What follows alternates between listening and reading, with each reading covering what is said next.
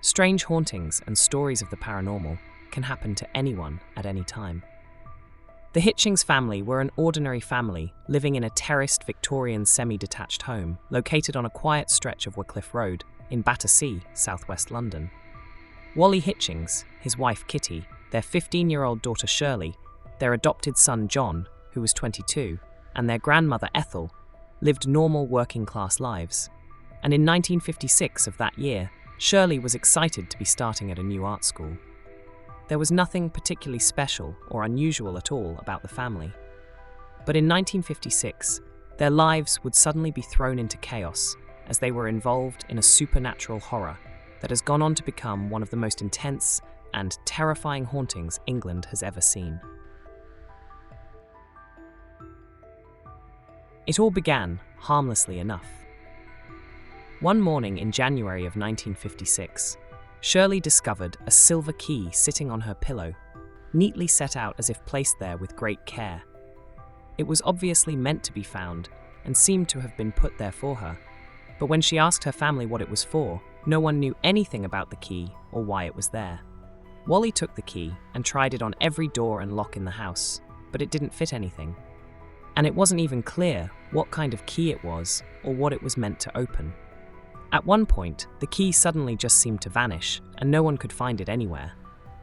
It was very puzzling, but not particularly bizarre at this point, so they just sort of shrugged it off and went on with their normal day. But that evening, things were about to take a very strange turn. After everyone had gone to bed, a peculiar scratching sound came from inside the walls of the home. At first it was faint, but then grew steadily louder and more insistent. Thinking that it might be rodents, Wally got up to take a look round, and that's when a thumping started, as if someone was pounding on the walls and floor. This graduated to a loud banging that suddenly erupted all over the house, rattling pictures and causing furniture to shake as it grew in intensity. It was then joined by the lights flickering on and off of their own accord. The whole family were now fully awake. They stood there stunned as the thumping, rattling, banging and scratching filled the whole house. Shirley said, "I lived through the Blitz and I remember the bombs dropping. It was the same level of noise. The sound was coming from the roots of the house. The whole house shook like it was an air raid. It went on night after night for 3 weeks. We were shattered. It was as if the noises came from the bowels of the earth. It went on until daylight. We were traumatized. I remember clinging to my dad saying, 'Please make it stop.'" It was such an enormous commotion that neighbours were coming out of their homes to see what was going on. Then, just as suddenly as it had begun, the incessant banging and pounding stopped. An inspection of the home turned up no rational explanation for the noises, with everything seemingly in order and no obvious signs of anything amiss. It was all very unusual, but everyone eventually went back to bed. The next morning, the police were notified about the previous night's disturbance, and a surveyor was brought in, but no cause for the incident could be found. However, although the noises had stopped for the time being, this was far from the end of what was to turn out to be a harrowing ordeal. That evening, the noises returned, in particular the banging and scratching, which seemed to come from the walls, floor and ceiling, and even from inside the furniture. These sounds became a regular occurrence which would spring up out of nowhere, and without any warning, at all hours of the day. This soon graduated to moving objects, with various items and furniture moved, thrown around, or knocked over by unseen hands, often as horrified witnesses looked on. At times, objects would even levitate through the air or be thrown across the room, often aimed at people. Evelyn Hollow, a Scottish writer and parapsychologist who witnessed the events, said, "We're talking about a clock floating through the air. We're talking about pots and pans being thrown from a room that nobody was in. Rooms were trashed. The house looked like a war zone. It's truly a wild case." The phenomena intensified in both ferocity and strangeness. Slippers were seen to walk about on their own, as if someone was wearing them. Clothing would hover and dance about. The piano would play tunes on its own. Pens would fly about and scrawl pictures on the walls. This would all go on to take a very violent turn. Objects were often thrown with great force at people. A snarling sound like a wild animal could sometimes be heard coming from the shadows.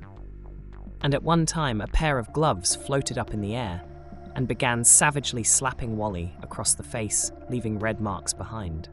Grandma Ethel was almost pushed down the stairs by unseen hands.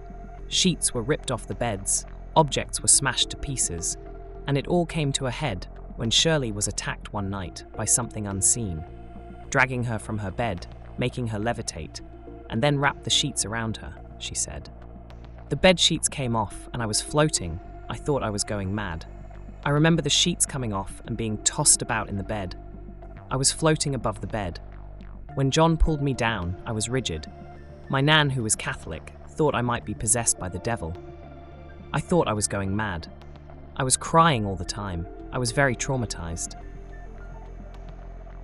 Much of the activity seemed to gravitate towards Shirley, and it got to the point where the strange banging noises would follow her around town, even when she was out shopping or at her job as a seamstress.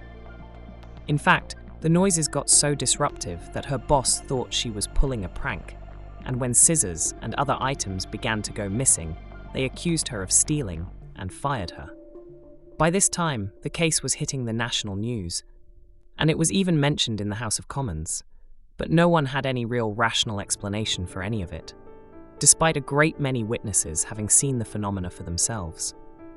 At this point, the entity even had a nickname, Donald, and he followed Shirley to the BBC studios when she went there to be interviewed about the phenomena. Shirley said, "We went up on the bus and the tube. Dad took me. When we got to the studio, Donald was banging. He had followed me. We were waiting in the green room, and they were asking me questions. Donald was tapping quietly on the table, and they all heard it. Oh, great. Are you going to come on the television, he was saying. They even found a way to communicate with the spirit to a degree through using letter cards. They would point at a letter, and the spirit would tap when they reached the correct one. And this graduated to actually having the entity write out messages on a piece of paper. But at first, little of what he had to say made any sense, and were quite often illegible. Some of the messages that they were able to decipher were "Viva France," "Go away," and rather creepily, "Shirley, I'm here." And at one point the spirit claimed to be the lost dauphin, Louis Charles, the short-lived Louis XVII of France, who was rumoured to have escaped captivity during the French Revolution. As time went on, he got more sinister and started making demands and threatening to burn the house down, something which he made good on when fires started to erupt around the house. Shirley said, "Donald started making demands, wanting me to wear my hair a certain way. Then threaten us, saying he'd set fires in the house. Dad locked all the matches and knives in our air raid shelter, but it did no good, because fires would start all over the house. One night, Dad got burned putting out a fire. Underneath the burn were gouge marks like he'd been clawed." Rather bizarrely, Donald seemed to be obsessed with the actor Jeremy Spencer, who he insisted Shirley meet, and when she refused, he threw a tantrum and trashed the house. Then, rather eerily, Spencer was involved in a non-fatal car crash not long after. The desperate family turned to psychics and exorcists, but nothing seemed to work as the paranormal activity carried on for a full 12 years. Then one day, Donald left a message simply saying he was leaving, and just like that, the ordeal was over.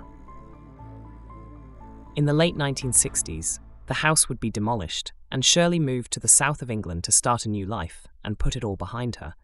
Then at the age of 80, she decided to write a book on the strange events titled The Poltergeist Prince of London.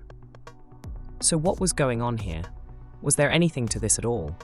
Or was it a hoax started by the family or even Shirley herself? Whatever the answer may be, the strange case of the Battersea Poltergeist has gone on to become one of the more infamous hauntings in England. Thank you for watching.